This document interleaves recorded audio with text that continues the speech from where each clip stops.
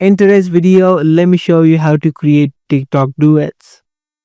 If you also want to duet other people's videos inside of TikTok, it's quite simple. Just head over to the video that you're trying to duet. Once you open up the video, you can tap on the share icon, which is on the bottom right of the screen. Now the duet option will depend if the creator has turned on or has not turned on the duet option. On the bottom, if you scroll left, you'll see this icon which says duet right here. But if you don't see it for yourself, that means the creator has not enabled the duet option. So that means you won't be able to create duets. But if you see the option right here, you can just tap on this. And then you can switch into various modes, which may be side by side or a full screen or a top bottom mode. You can pick whatever you like and then just tap on the red button to record.